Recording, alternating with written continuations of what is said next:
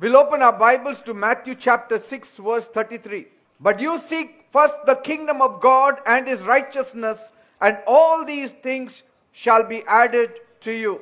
मत्थ्याचा 6वा अध्याय आणि त्यातलं 33व वचन म्हणतं, तर तुम्ही पहिल्याने त्याचे राज्य व त्याचे न्यायीपण मिळवायला झटा, म्हणजे त्यावर या सर्व गोष्टीही तुम्हाला मिळतील. Praise God. देवाला धन्यवाद. Let the world run after these things. जगाला या सर्व गोष्टींच्या मागे धावू देत. Food, clothing and shelter. अन्न, वस्त्र, निवारा या मागे जगाला धावू दे. But you run after God. तुम्ही मात्र देवा मागे धावा. And God promises आणि देव वचन देत आहे that he will give everything to you. की देव तुम्हाला सर्व काही देईल. Because what God can do for you, कारण देव तुमच्यासाठी जे करू शकतो no man can do for you. ते एकही माणूस तुमच्यासाठी करू शकत नाही. He has the power to restore all that you have lost. देवाकडे सामर्थ्य आहे. तुमचं जे काही नुकसान झालंय, तुमचं जे काही गेलंय, ते सगळं तुम्हाला परत करायचं सामर्थ्य. Maybe you have messed up your life. आणि कदाचित तुम्ही तुमच्या हातूनच आपल्या जीवनाची बर्बादी करून घेतली असेल. Maybe some wrong decisions you made in your life. आणि कदाचित तुम्ही तुमच्या जीवनात काही चुकीचे निर्णय घेतले असतील. Maybe somebody cheated you. कदाचित कोणीतरी तुम्हाला फसवलं असेल. Maybe somebody destroyed your life. आणि कदाचित कोणीतरी तुमच्या जीवनाचा नाश केला असेल. Maybe you are working hard but things are not happening. आणि कदाचित तुम्ही कष्ट खूप करताय पण गोष्टी घडत नसतील. Every day rose you are struggling and striving तुम्ही संघर्ष करताय, प्रयत्न करताय to make both ends meet. अशासाठी की आयुष्याचा गाडा व्यवस्थित चालावा. But things are not happening. परंतु गोष्टी घडून येत नाहीये. Things are not moving. आणि गोष्टी पुढे जात नाहीयेत. Do one thing. एक काम करा. A little extra commitment to God. थोडंसं जास्तीचा देवाशी करार करा.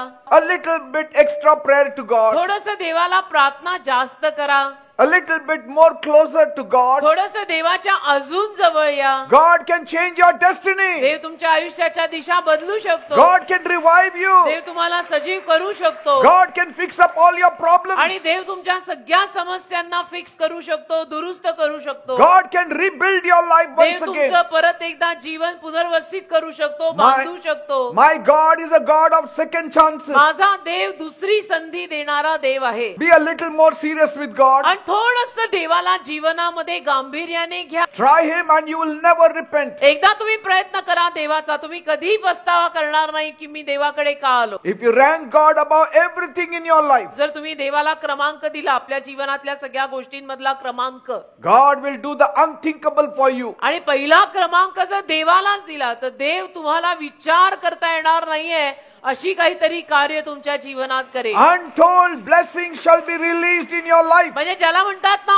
अवर्णनीय, असे अवर्णनीय आशीर्वाद देव तुमच्या जीवनावर मोकळे करेल. God himself said देव स्वतः बोललेला आहे. in 1 Samuel 2 verse 30, 1 शमूएल 2 अध्याय 30व वचन, I will honor only those who honor me, जी माणसं माझा मान करतील फक्त त्याच माणसांचा मी मान करीन असं देव म्हणाला. and I will despise those who despise me. आणि जी माणसं मला तुच्छ मानतील, मला तुच्छ लेखतील, त्या माणसांना मी तुच्छ लेखीन असं देव म्हणाला. If God is your only focus, आणि देव जर तुमचं एकमेव लक्ष आहे then you shall be the only focus for God. तर मग तुम्ही सुद्धा देवाचं एकमेव लक्ष असाल. Bible says बायबल मध्ये in लिहिलंय, Genesis 1 verse 1, उत्पत्तीचा पहिलाच अध्याय पहिलंच वचन, in the beginning प्रारंभी God made the heavens and the earth. देवाने स्वर्ग व पृथ्वी निर्माण केली. God made everything. देवाने सर्व काही निर्माण केलं. Before anything else existed, आणि बाकी काही अस्तित्वात येण्या अगोदर God existed from eternity. देव अनंत काळापासून अनंत काळापर्यंत अस्तित्वात होता आणि आहे आणि राहील. So he is the first person and the best person for you. तर देव पहिलाच व्यक्ती आणि अति उत्तम व्यक्ती आहे तुझ्यासाठी.